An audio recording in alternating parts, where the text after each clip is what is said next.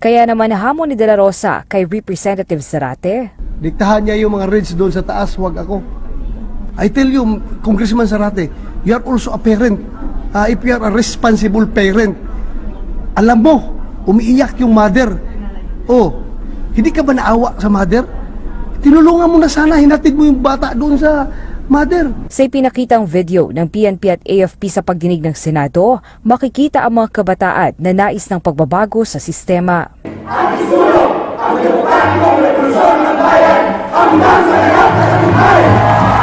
Matatanda ang itinanggi na ng Kabataan Party List ang umano'y paratang sa kanila. Ngunit ayon kay De La Rosa, wala namang masamang youth activism, wag lamang umanong susobra. Handa naman ang gobyerno na tanggapin ang mga kabataan na minsan ang naligaw ng landas. Ang layo naman ng sinasabi mo, Mr. Kasama ba yan dito sa hearing yung comment ko na yun? Ang layo naman. That's an affront to We this want human representation. rights as part of the curriculum of Please, NSP. Layo please naman, oh. let Senator Bato finish. Ang layo naman nung, bakit ka nagkaganon? Ano na nangyari sa utak niyo? Ha? Ang layo naman. We can send you a copy of our Ha? position paper. Ang layo. At saka, I take offense on your what you said na yung ROTC is a misrepresentation of nationalism. Anong tingin mo sa amin? Anong tingin mo sa ganun? Ganun ka lang mag-judge sa amin? Dinadjudge mo kami na ganun? Ha? Are you sure you're the representation, you're the true representation of the Filipino students? Ganun ba? Ilan lang yan makakaliwa dyan sa estudyante. Mas marami dyan ang gusto mag-ROTC. I must tell you frankly. Bakit ka? Ang layo ng issue mo. Just to personalin ako? Napakalayo. Dapat matuto. Kung may ROTC, dapat ikaw na estudyante ka, matuto ka, magrespeto, kahit sa isang senador man lang, na andito sa hearing na ito. Huwag mong tirahin sa ibang issue na hindi ka kasama dito. Ha? Huwag mong... Honorable Chair, I would like to respond dun sa point na marami daw na gusto mag-ROTC. Mr. Manuel, let me recognize you first before you talk. And let Senator Bato finish. Ikaw, kung Pilipino ka, do you love your country? You answer me. You love your country? Ha? O sige, you respond. Of course, students love our country and we have different ways to show that Okay, we love you our love your country. Pag inatake tayo ng China dito, sinong palabanin mo dyan sa mga Chinese na yan? Actually po yun You ang go program again, namin. Since gusto namin na ipaglaban yung ating bansa mula sa foreign invaders, pero mismo sa ating constitution, the AFP, which is tasked to preserve our integrity and national sovereignty, ay hindi natin nakikitaan ng real intent to defend our country. So wala tayong role model for that. Submit mo na Alam nyo, gusto lang ninyo talaga akong sirain, kaya kinukuha niya yung sinasabi ko na gusto niya akong butasan. Did you know na ako mismo gusto kong bitayin yung Sanchez na yan? Ha? I am for death penalty. Kung may death penalty nun, dapat nabitayin na yung Sanchez na yan. Pero, kayo naman, ayaw naman yung death penalty. Ngayon, bigyan na second chance dahil na-reform na yung tao, according to the competition, eligible siya for pardon, ayaw na naman nyo. Saan kayo po? Saan na kami pupunta? Anong klaseng pag-iisip na? Saan kami pupunta? Gusto ko death penalty, ayaw nyo.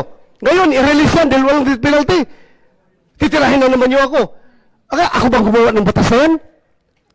Eligible siya by operation of law. Dahil sinabi ng batas. Ganon. Respetuhin natin. May batas na ganon.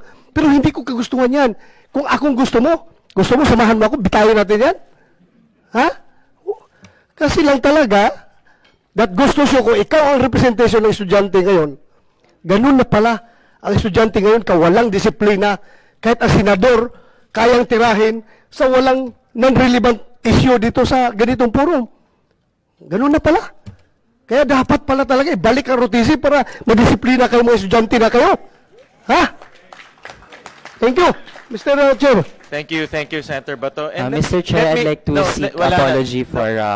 And let me remind Mr. Manuel, NUSP, and the rest of the groups that we invite in this committee, We invite you for the sake of fairness. Alam ko naman kung anong sasabihin ninyo eh. No, this is your third time to be part of this hearing. And alam ko na kung anong sasabihin ninyo.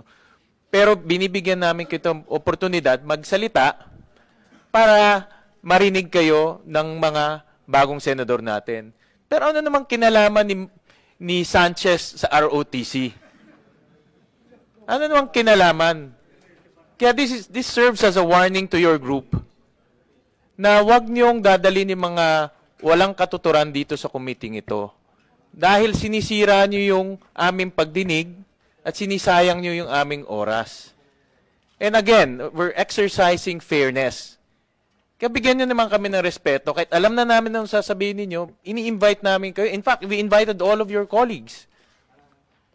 So, last na ito, and next time we invite you, if ever we invite you, stick to the topic.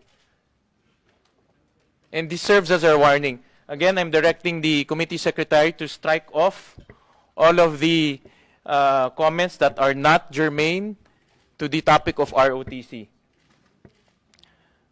Mr. Chair, gusto ko lang malaman nila na baka mamaya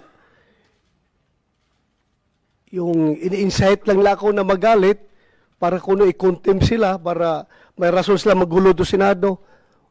Wala akong pakialam. Umuwi ka. Hindi ka na may kukulong dito. Wala kaming pakialam sa'yo. Mr. Chair, I'd just like to apologize for the irrelevant remark that I made earlier. I was just carried away by my emotion, especially with the topic at hand. But I pledge that it will not happen in future hearings wherein we will be invited. So once again, I apologize for what I said. Senator Bato, can we proceed?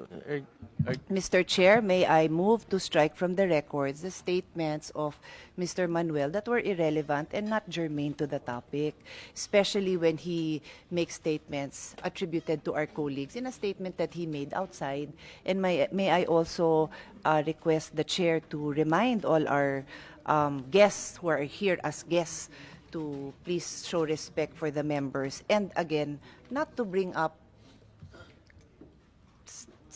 statements, reactions that are not germane to the topic. You can make your reaction outside. The media is all there. They will listen to you. But let's stick to the course. We're all here overtime, and you need to use our valuable time to say something to the good senator.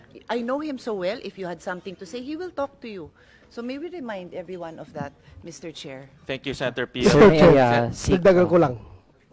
Ito, if he really represents the students, ganyan na talaga ang state ng mind ng mga estudyante ngayon na dapat baguhin natin. Mali po yun. Ako, if naniwala ka sa akin, mas matanda ako sa'yo. Mali yung sinasabi mo. Gusto mo lang akong tirahin sa ibang issue na hindi naman natin titackle dito. Now, since, Mr. Chair, since sinabi naman lang itong ating resource person about doon kay Sanchez